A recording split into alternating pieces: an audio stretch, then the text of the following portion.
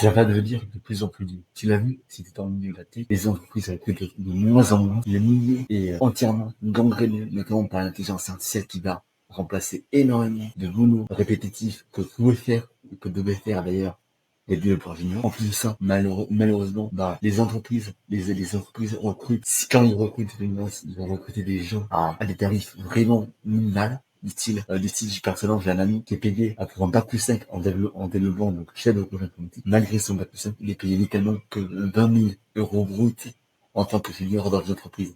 Et c'est pas que pour le début. C'est loin d'être le début, parce que même de ce côté, en fait, il a commencé du coup, un bac+5, il avait galéré à trouver un emploi, la seule personne qui leur ont permis de trouver un emploi, et au final, il est payé quasiment le moins que le SMIC pour 5 ans d'études. C'était se demander si le développeur, si le dev, en général, ça devient pas la filière bouchée par excellence. Personnellement, ce que je suis en train d'observer, de nos jours pour faire partie d'une entreprise en tant que développeur, c'est qu'on va arriver à un moment où l'afflux de développeurs juniors sera complètement coupé net. C'est-à-dire que tu ne pourras plus rentrer dans le marché si tu n'as aucune expérience. Ou alors, l'autre possibilité, c'est que les gens en question, ils montent à outrance. Donc, par exemple, ils vont te dire qu'ils ont 5 ans d'expérience, mais en fait, ils n'ont jamais touché à quoi que ce soit, juste pour, ils ont menti juste pour pouvoir se faire embaucher, parce que forcément, c'est vraiment la galère.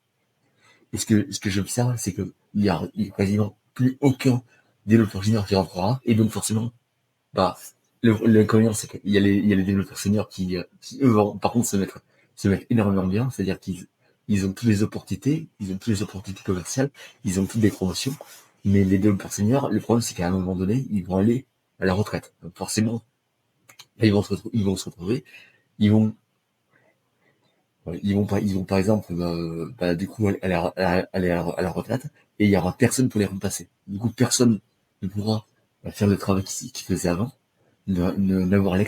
personne n'aura l'expertise nécessaire. Et par exemple, du coup, les mecs en question, vu que personne ne pourra les remplacer, on aura une dette technique considérable. Une dette technique, c'est quand dans un milieu, dans une technologie précise, donc par exemple le COBOL, si je sais pas si vous connaissez, c'est un langage de développement qui est très utilisé dans les banques centrales notamment.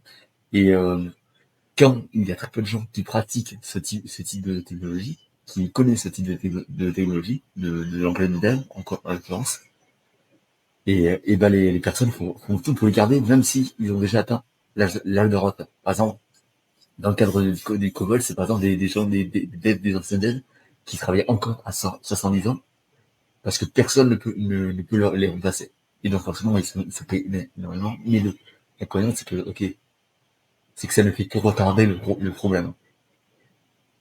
Et ce que j'observe, c'est qu'on va avoir exactement la même chose dans les quelques années, dans les futures années à venir. Parce qu'il y aura plus de renouvellement du marché qui se fera. Et donc, plus du tout de juniors pour remplacer les nouveaux personnes qui sont parties. Et ce que j'observe,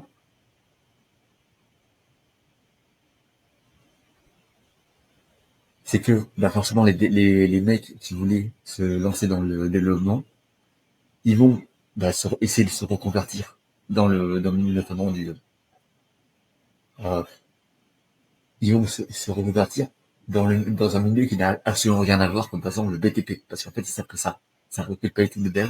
Du coup, quitte à faire un truc qui ne les plaît pas, ils vont se mettre dans un secteur qui remplit comme le bâtiment.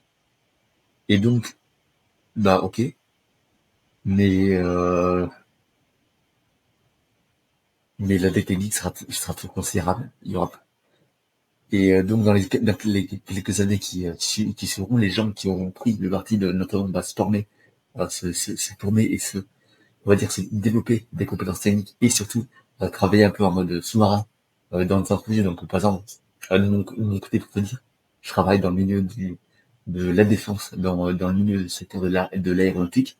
Et ce que je peux observer, c'est que dans un horizon dans 5 à 10 ans, eh ben, les personnes qui auront choisi ce milieu-là forcément, ils auront un avantage injuste par rapport aux autres, parce que, nous, on n'aura pas délaissé du tout on aura monté en compétence, et on aura surtout monté en compétence dans un milieu qui a des temps de décision longs. C'est-à-dire que, c'est-à-dire que, dans le milieu, ils ont commencé à utiliser l'IA à peine après 3 ans.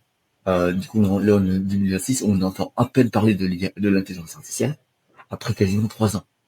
Parce que les temps de décision sont longs, c'est-à-dire que un temps de décision long, c'est quand une seule décision peut mettre de 1 an à 5 ans avant d'être implémentée, même d'être exécutée. Et ce qui est, et c'est génial parce que ça permet pour toi d'avoir une certaine qualité et surtout de pouvoir te former à côté, tout en, tout en accumulant des ressources et financières et surtout investir tout le temps dans des compétences à futures. Voilà, donc forcément, il y aura deux types de personnes, à savoir les personnes qui se sont reconverties et les autres qui ont été vraiment résilients et qui, de par leur particularité, en fait, pourront revenir sur ce marché, le marché notamment du civil, avec des billes et comment dire, leur profil intéresseront énormément les autres entreprises. Que ça soit pour du freelancing. Par exemple, pour moi, j'avais déjà testé le freelancing, malheureusement, ça avait quasiment pas fonctionné parce que justement, j'avais pas ces compétences-là et cet avantage juste. Ou alors, ou alors t'es bon pour du salariat, si le freelancing n'est pas du tout bon pour le truc. Et c'est comme ça que je pense qu'on, qu'on va accentuer les choses, c'est-à-dire une partie de gens qui sortiront totalement du marché du libéral, vont se reconvertir dans des secteurs qui n'ont absolument rien à voir, et une autre partie qui seront devenus résilients et qui pourront se remettre sur ce marché-là dès qu'il sera beaucoup, beaucoup plus favorable.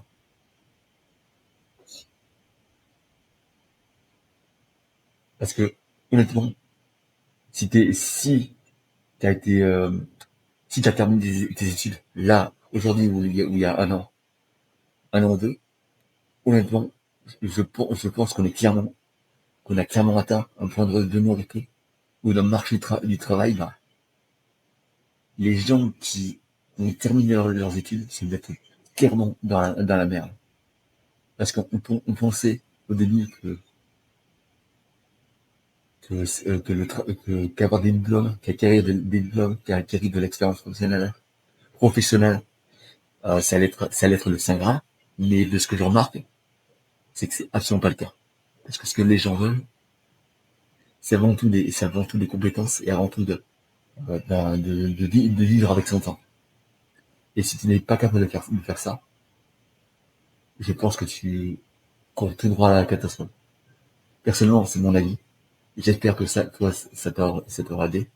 Je pense que pour toi, bah, il vaut mieux que te remettre sur le bon rail.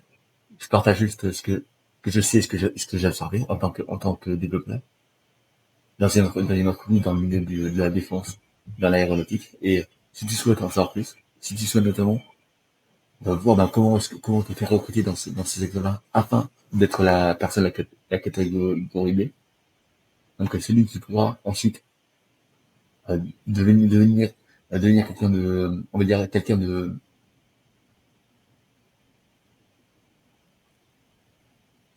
qui se fera chasser, par les recruteurs. Je t'invite seulement à cliquer sur le lien en description. Alors personnellement, pour te faire recruter dans mon secteur, c'est quelque chose qui n'a rien à voir avec l'idée. Par exemple, pour moi, avoir fait les écoles de section, c'est absolument, ça se dirige uniquement sur le sport et ensuite l'idée. Il y a une partie, on va dire sport où t'es sélectionné sur le sport et ensuite tu pourras faire l'idée. Et comme on sait, c'est mon cas auparavant, c'est que généralement on est dev, c'est-à-dire qu'on a fait quasiment zéro sport et donc notre corps empathie, on a aucun cardio et